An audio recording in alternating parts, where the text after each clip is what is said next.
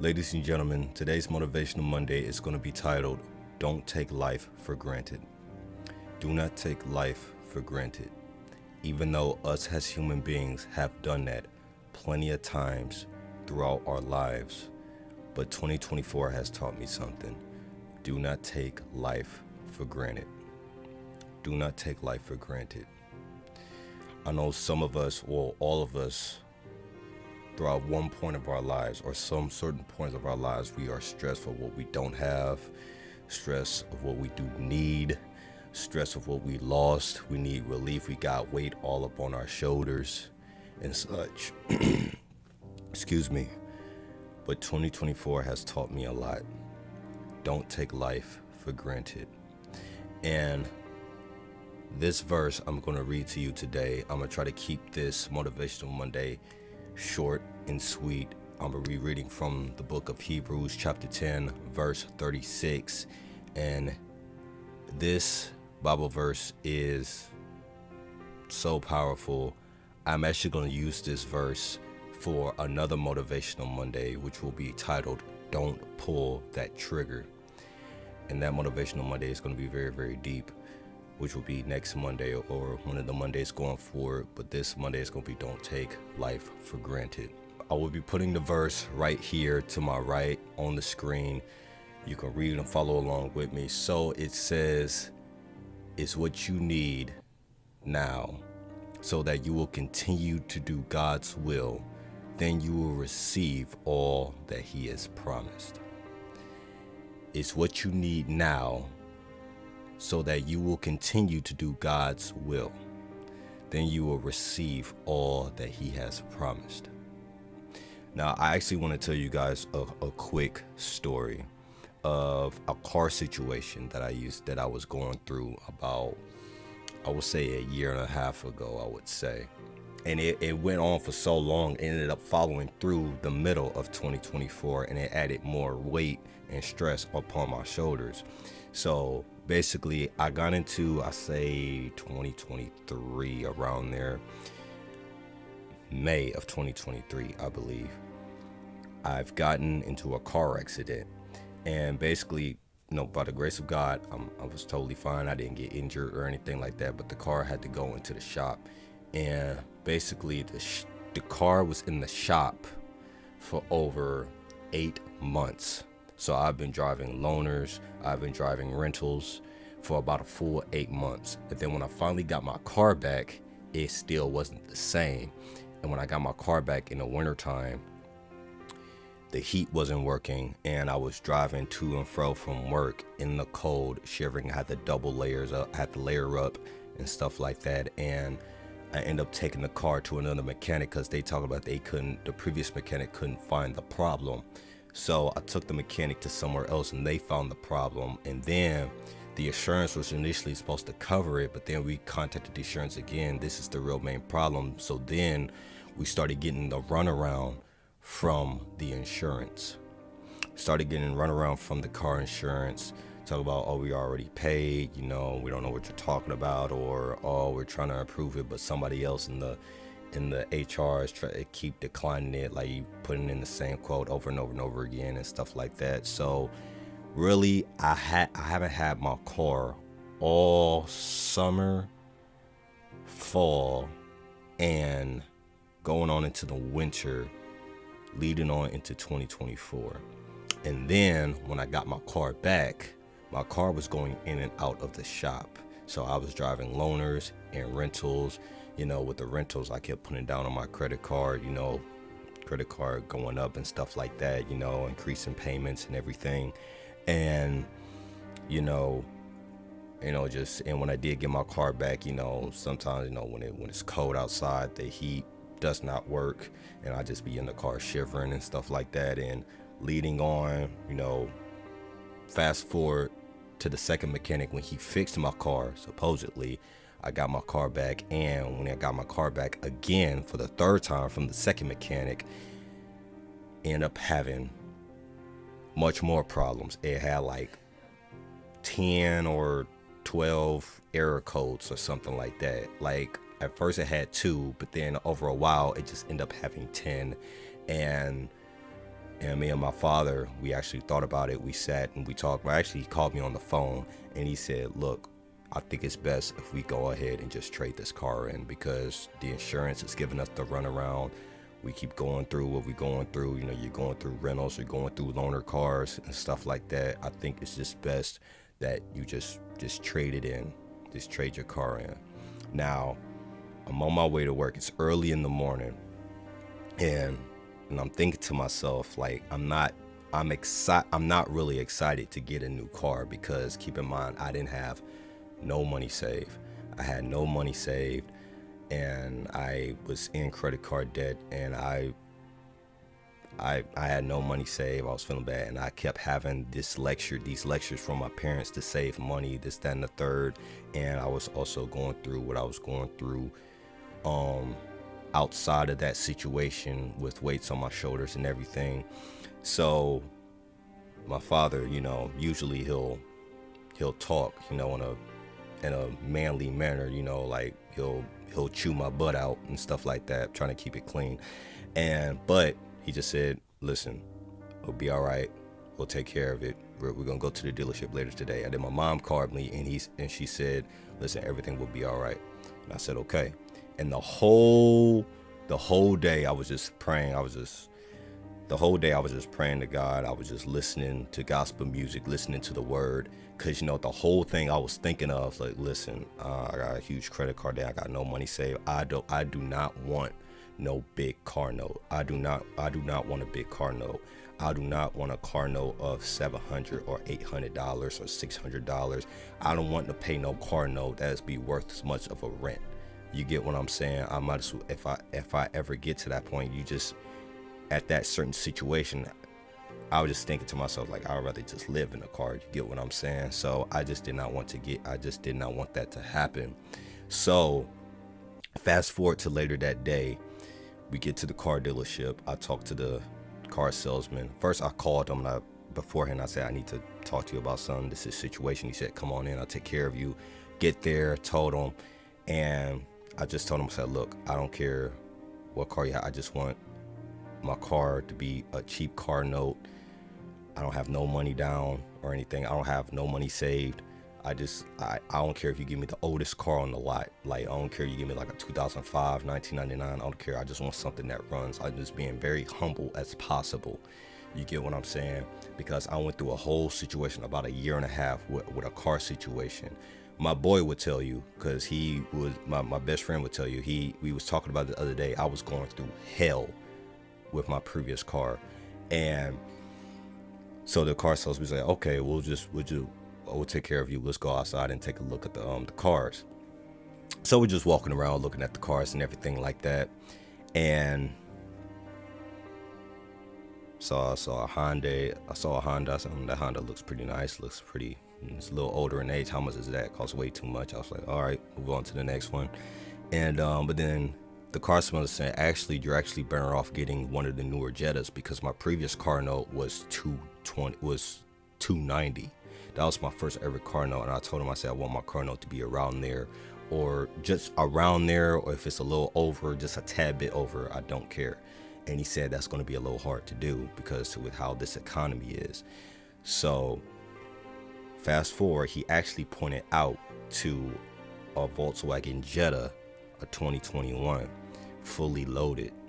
And he said, this Jetta right here, is pre-approved by the dealer, and it got lots of benefits. And he said it is the oldest car on the lot. Now, when he said the oldest car on the lot, not like it's a 2001 or anything, it was a 2021. It was the oldest car on the lot. That means nobody has bought it throughout the whole time. Like, the whole time it's been there, nobody has bought it. It's just been sitting there for a long time. Originally, I wanted to ask him what was wrong with it, but I just told him, I said, you know what? Let's run the numbers. So we run the numbers. I test drove it. It drove pretty nice, but I was like, okay, Joe's really nice, but it's just like ain't nothing I'm used to, or I'm surprised about. You get what I'm saying? But it did drive nice. So we run the numbers and everything, and I did not think I was gonna get I thought I was gonna get a huge car note, and then Me and my father, we negotiated with the banker. Well, we negotiated with the car salesman after we ran the numbers, and apparently, I had good credit because I was making all of my payments on time. And since I had good credit, the head car salesman who actually calls the banker and let them know, like, hey, I got this young man over here.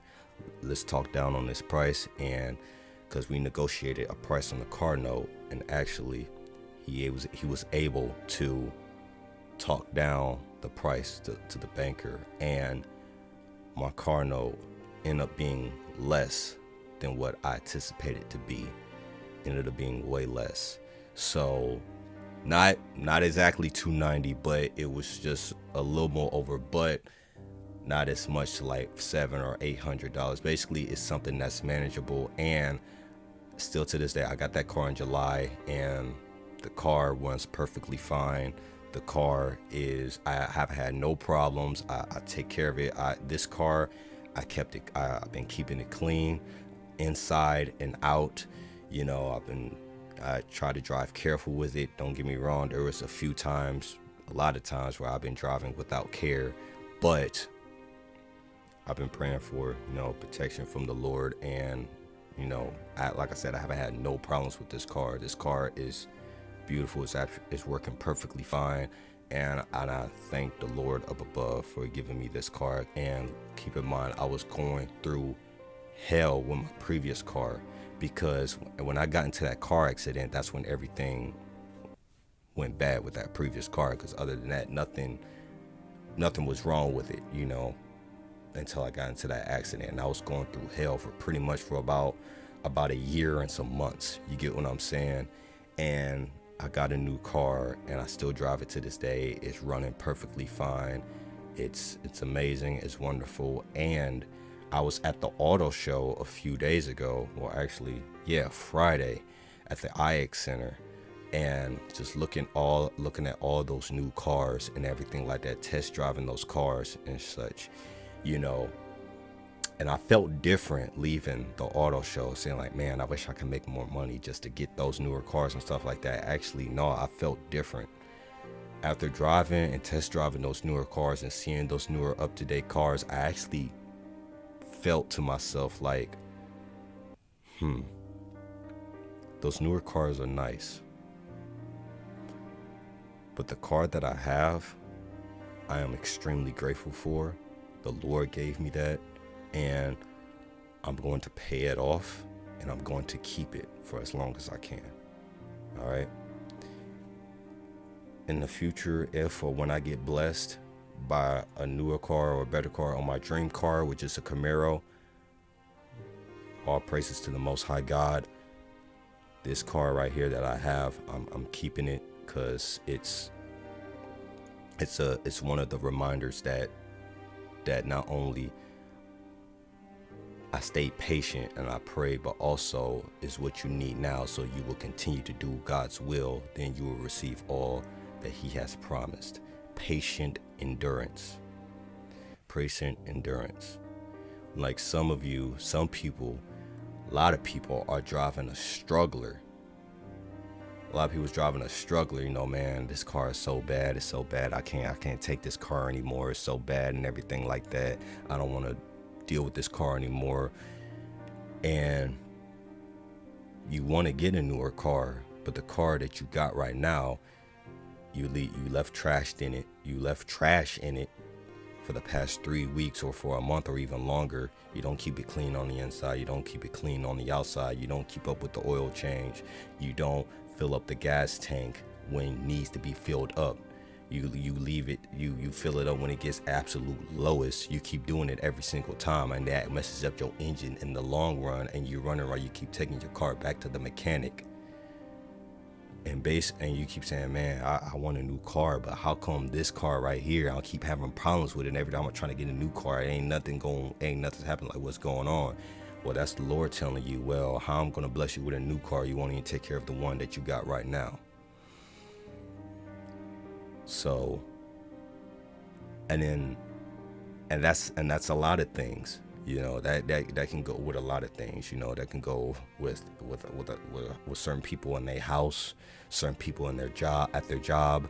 You know, like, man, I want a new job, I want a better job and stuff like that. But you're abusing your job. You're showing up late to work. You're abusing your breaks. You treat the people badly. I mean, don't get me wrong. You probably don't like them, and they probably treating you badly. But doesn't mean you can, you know, like, revenge is not always the answer. Matter of fact, the book of Romans said revenge is really never the answer. You know, let the Lord handle it. And plus, here's what I don't understand. Just when you show up to work, why put it hard on everybody else? Y'all all really don't want to be there. Well, if not all, but most. You know, why put it hard on everybody? You know, when you show up to work, why don't you just go ahead and have a good time? You know, because everybody is at work for the same reason, to put food on the table, to put a roof over your head, not only for you, but for your friends and family. Well, for your family and your kids. And in certain situations, yeah, your friend, maybe your friend is living with you. You get what I'm saying? So your employee, your manager, your boss, your supervisor, y'all all come to work for the same reason. You get what I'm saying? Even though a lot of people don't see it that way at your job, but still, sometimes you just gotta show up to work, shut up, and then just leave. Sometimes you have to do that most of the time. But somebody asks you for advice, say they need help with something, don't hesitate to give them a hand, because in the future it will benefit you. Okay? And then in the future, you will be able to get all that you need. Because not only patient endurance, but also seek ye first the kingdom of God and his righteousness, and all of these things shall be added unto you. Hope you guys enjoyed this Motivational Monday. Be grateful for what you have. Don't take anything for granted. Don't take life for granted, because you only get one life. You woke up this morning. He woke you up this morning to be the better person today than you were yesterday. And you thank him for waking you up this morning and the next morning going forward, even though tomorrow is not guaranteed, but you still got to thank him anyhow. Everybody has a purpose to fulfill, has a purpose to serve. Everybody here in this life, on this earth, has a gift. Become valuable, a person of value. You already valuable. You get what I'm saying? Some people don't see it that way. Maybe your own parents didn't see you were valuable. Your own friends that you grew up with, so-called friends that you grew up with, didn't see you were valuable. That same people that have been telling you, oh, you're not good enough, you're not tall enough, you're not strong enough, you're not cute enough. And you're trying to move forward, but those same thoughts keeps running through your head, preventing you from moving forward. But all that is just spiritual warfare, because that's the enemy preventing you from meeting your expected end. The greatest enemy to your future is your past. All right. Hope you guys enjoyed this Motivational Monday. Motivational Monday number 13, I believe. Will be in the title down below. But post comments down below. Let me know what you all think. Please leave a like, subscribe, and share. And all four of my books is on Amazon. Look at the description down below. I love you guys. Stay safe, and God bless.